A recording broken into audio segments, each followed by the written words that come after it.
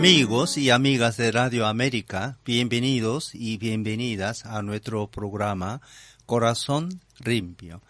Ayer reflexionamos sobre el comienzo del Evangelio de Marcos, cuando éste presenta a Jesús confirmado por el Padre. Enseguida Jesús es tentado por Satanás en el desierto, de donde salió vencedor para inaugurar el reino de Dios. Hoy nos detendremos sobre el capítulo 15 de la carta a los Romanos, en los versículos del 1 a 13. Vale la pena hacer una pequeña introducción sobre este escrito de la madurez espiritual de Pablo. Si damos oídos al libro de los Hechos, Pablo quería ir a Roma porque para él representaba el corazón del paganismo y el símbolo de la universalidad del cristianismo. Su intención era llegar después hasta España. Pablo, como sabemos, era fariseo y se formó en la escuela de Gamaliel. Conforme está escrito sobre él, tenía un carácter muy fuerte que lo llevó a enfrentarse con varios de sus compañeros de misión. Así se enfrentó con Bernabé por causa de Juan Marcos. Confróntese Hechos 15, 36 a 41. El enfrentamiento llevó a que los dos se separaran. Bernabé fue con Juan Marcos y Pablo con Silas. También se enfrentó a Pedro sobre la pureza en la alimentación, reprochándole su hipocresía por su costumbre de comer con los gentiles, pero cuando vinieron de Jerusalén, partidarios de Jacob, de la iglesia de Jerusalén, él se negó por miedo de los circuncisos a comer con los gentiles. Gálatas 2, 11 a 14. Esto arrastró también a que actuaran de forma hipócrita Bernabé y otros cristianos de origen judío, que se retiraron y ya no comían con los gentiles. Pablo tenía razón, porque para ser de Cristo no era necesario primero ser judío, porque Cristo vino para todo hombre y toda cultura. Pero quizás Pablo habría podido dialogar más y suavizar el conflicto.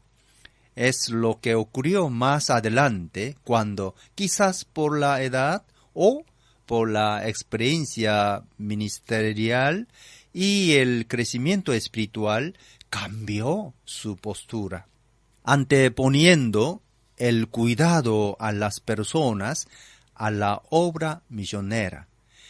En 2 Corintios 2, 12 a 13, él mismo dijo que cuando llegué a Troas para predicar el Evangelio de Cristo, descubrí que el Señor me había abierto las puertas.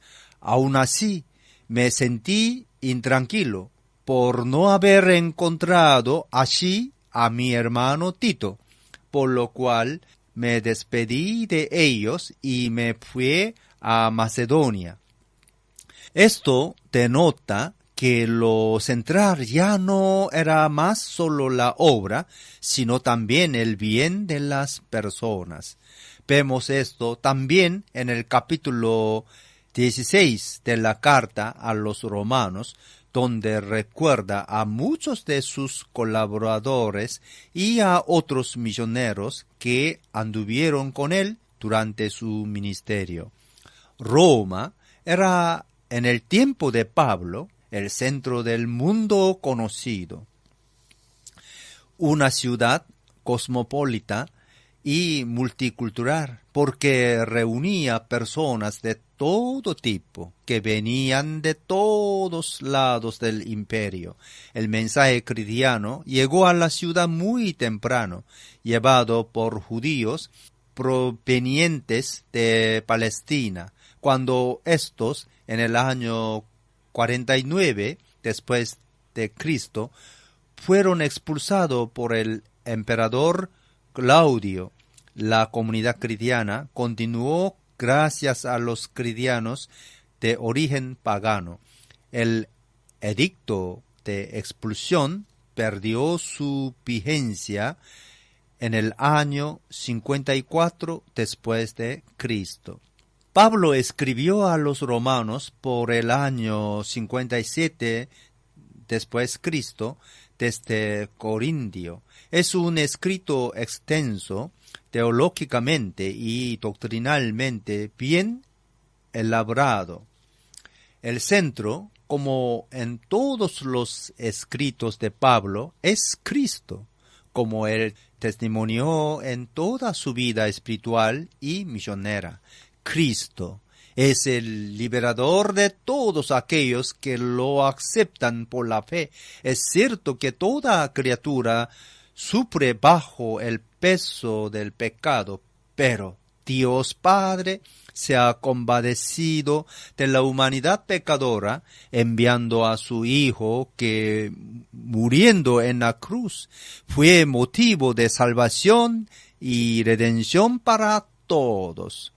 Esta buena noticia debe llevar a los oyentes a un proceso de liberación que se hace presente en una nueva vida donde el creyente se vuelve parte de Cristo, es decir, se incorpora a su Señor como nueva criatura. Los versículos que oiremos subrayan dos exigencias fundamentales. A. La necesidad de ayudar, sobre todo espiritualmente, a los débiles y necesitados. B. La vida de comunión de los miembros de la comunidad cristiana que deben aceptarse mutuamente siguiendo el ejemplo de Dios Padre y de su Hijo Jesús. Ahora vamos a leer el texto de hoy. Romanos 15, 1 a 13. Los fuertes en la fe debemos apoyar a los débiles en vez de hacer lo que nos agrada. Cada uno debe agradar al prójimo para su bien, con el fin de edificarlo. Porque ni siquiera Cristo se agradó a sí mismo, sino que, como está escrito, sobre mí han recaído los insultos de tus detractores. De hecho, todo lo que se escribió para enseñarnos a fin de que, alentados por las Escrituras, perseveremos en mantener nuestra esperanza. Que el Dios que infunde aliento y perseverancia les conceda vivir juntos en armonía, conforme al ejemplo de Cristo Jesús, para que, con un solo corazón y una sola voz, glorifiquen al Dios y Padre de nuestro Señor Jesucristo.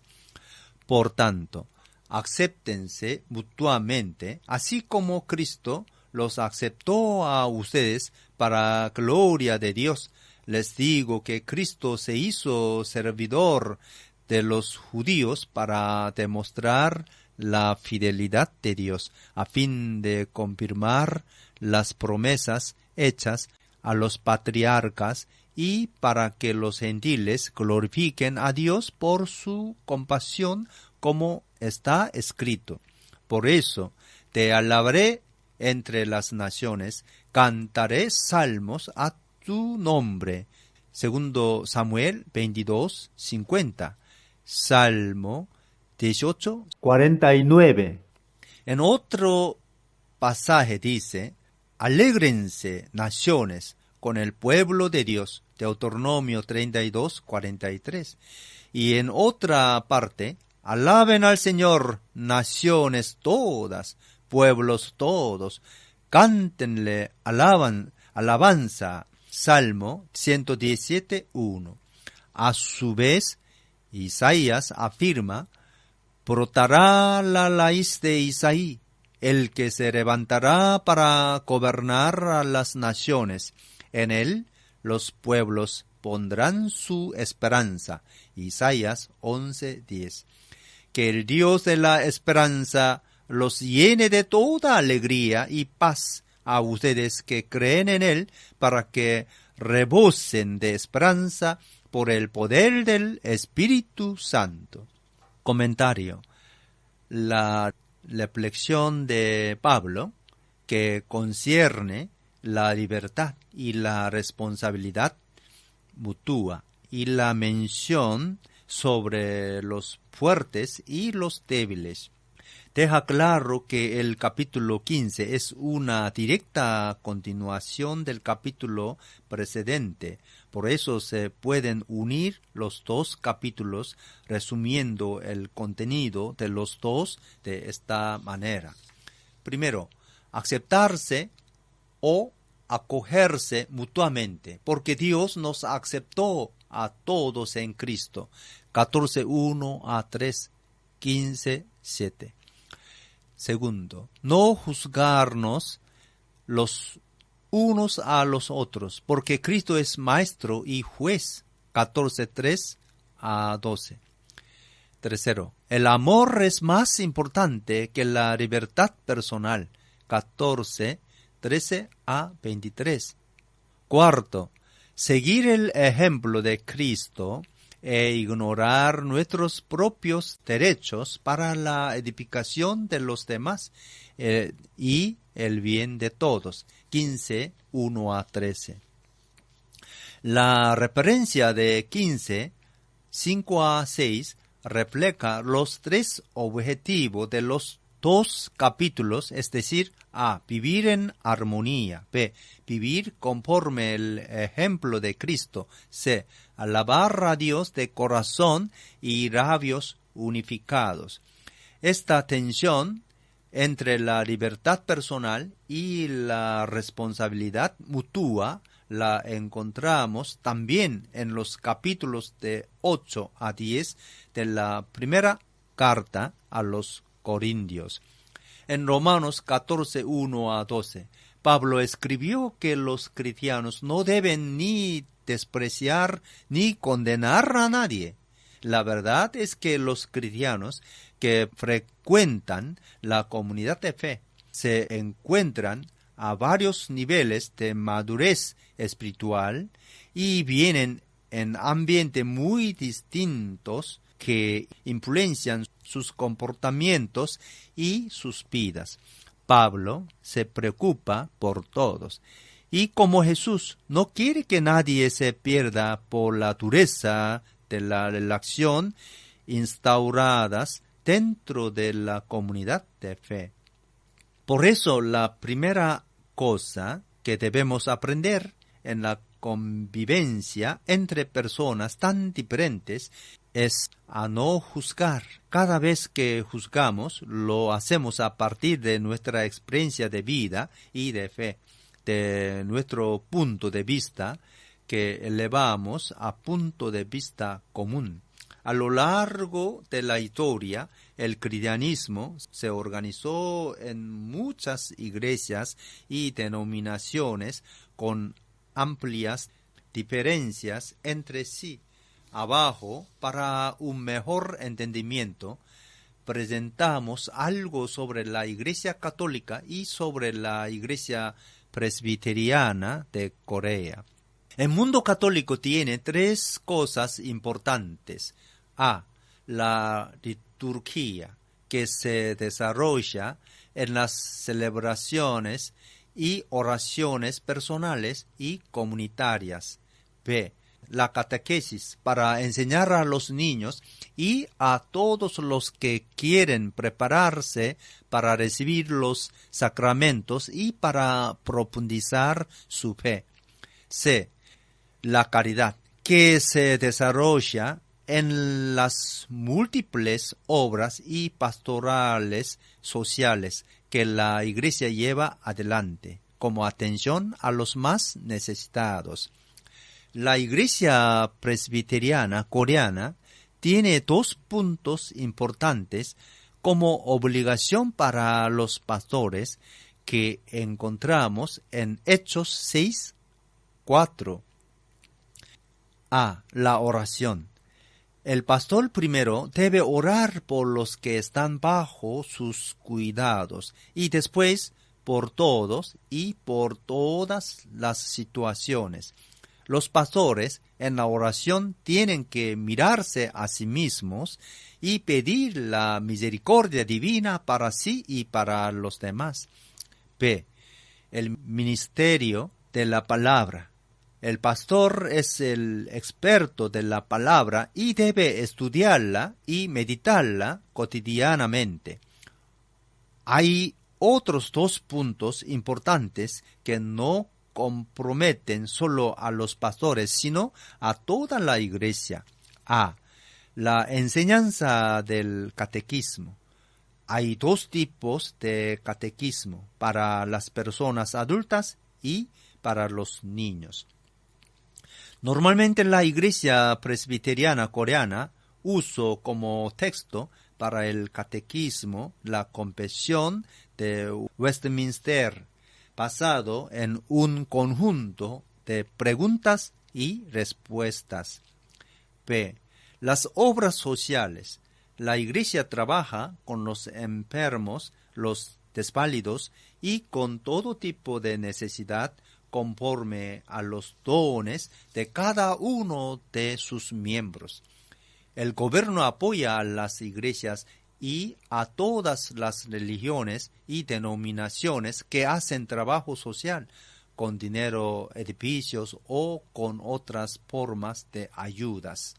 Después de la muerte de Calvino, el calvinismo se dividió en dos grupos, uno más dedicado al ministerio de la palabra, con una aproximación más científica a la Biblia, el otro más dedicado al pietismo, es decir, que buscaba más la vida de oración y de santidad, con una aproximación a la Biblia para tener una mejor relación con Dios. En 15:13 leemos que no debemos criticarnos mutuamente para no ser ocasión de caída y de pecado para el hermano, obstaculizando su crecimiento espiritual. Los fuertes en la fe no pueden despreciar a los débiles, más bien ayudarlos y sustentarlos en su camino espiritual. Esta distinción entre fuertes y débiles es una clara señal de la tensión que existía en la iglesia de Roma. Pablo se pone entre los fuertes en la fe, pero no lo hace por vanagloriarse o por sentirse superior a los demás. Solo quiere subrayar que los fuertes o maduros en la fe viven en la libertad Cristo y ya no necesitan de ideologías, reyes o de una religión únicamente orientada en lo ritual y el cumplimiento de doctrinas. Pero el cristiano maduro no puede estar centrado en sí mismo en una especie de egoísmo espiritual, complaciéndose porque quizás alcanzó un buen grado espiritual. Por el contrario, debe preocuparse por el bien espiritual de los demás, para que sean edificados en Cristo. Este es el ejemplo que Cristo nos dejó. De hecho, Él no vino para hacer su voluntad y preocuparse por sí mismo, sino para hacer la voluntad de aquel que lo envió. Juan 5:30. Para confirmar eso, Pablo cita el versículo 9 del Salmo 69, donde se dice: El celo por tu casa me consume. sobre mí han recaído los insultos de tus detractores. En 15:4, Pablo dice una cosa muy importante, afirmando que todo lo que fue escrito en el pasado lo fue para que, alentados por las Escrituras, perseveremos en mantener nuestra esperanza. Las Escrituras dan a los que creen paciencia, firmeza y consolación para perseverar en el tiempo presente y mirar con optimismo y esperanza para el futuro. En Romanos 5:2-5, Pablo afirma que por medio de Cristo y mediante la fe tenemos acceso a esta gracia en la cual nos mantenemos firmes. Así que nos regocijamos en la esperanza de alcanzar la gloria de Dios.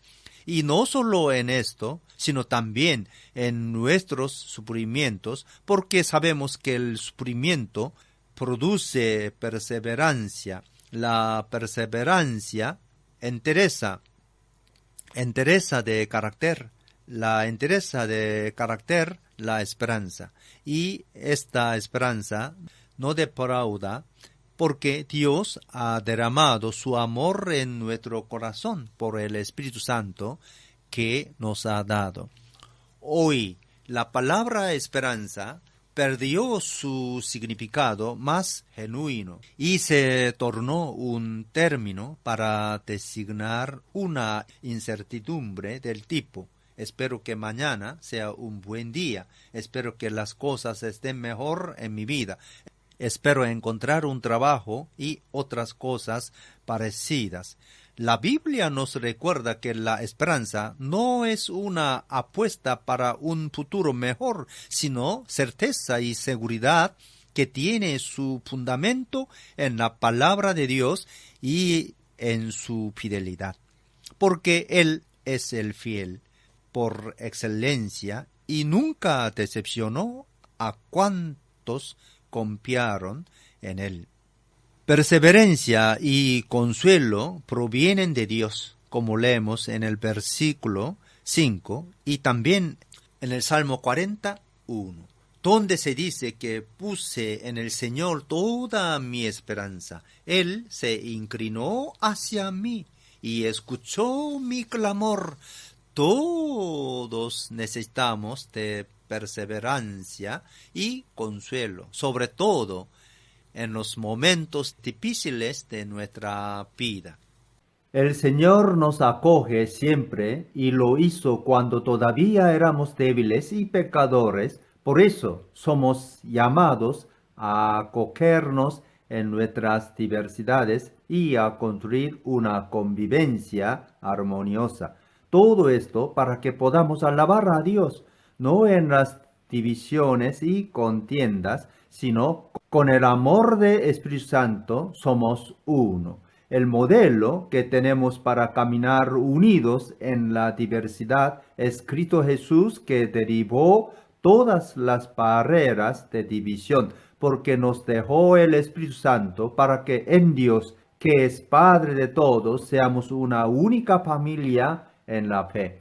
Jesús nació judío para ser el Mesías de Israel, para confirmar, dice Pablo, que Dios es fiel a las promesas hechas a los antepasados, es decir, a Abraham, Génesis 15, 18 a 21, a David, segundo Samuel 7, 16, y al nuevo pacto escrito en el corazón, Jeremías 31, 33 a 34. Dios hizo las promesas solo a Israel y no a los extranjeros, como leemos en la carta a los Efesios.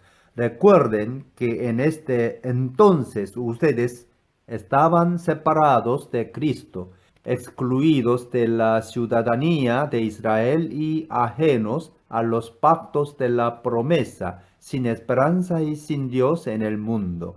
Pero ahora en Cristo Jesús, a ustedes que antes estaban lejos, Dios los ha acercado mediante la sangre de Cristo. Efesios 2, 12 a 13. Pero en su misericordia quiso Dios extender por medio de Cristo su bendición espiritual también a los paganos. Juan 4:22. Pablo, en los versículos del 9 al 12, para confirmar la validez de sus afirmaciones relacionadas al ministerio de Cristo Jesús y a sus efectos, cita 4 pasos del Antiguo Testamento e inicia con las palabras como dice la Escritura. En estas 4 citas hay como una progresión de pensamiento. En la primera, David alaba a Dios entre las naciones. En la segunda, es Moisés que exhorta a las naciones a alegrarse con el pueblo. En la tercera, el salmista invita a las naciones a alabar al Señor. Y en la cuarta, Isaías profetiza que las naciones todas serán gobernadas por la raíz de Isaí, es decir, el Mesías, y en él pondrán su esperanza. Isaías profetizó que todos los gentiles esperan en el Mesías, en él ponen su esperanza. Pablo retomó lo que dijo Isaías y nos mostró que en los creyentes actúa el Dios de la esperanza para que la fuerza del Espíritu Santo los llene de esperanza. También nosotros somos llamados a creer en Jesús para que nuestro corazón se llene de esperanza, para que nuestra fe sea madura. Porque la esperanza por la fuerza del Espíritu Santo nos motiva a avanzar en nuestras vidas. Porque esperanza nos hace levantar nuestra vida hacia adelante.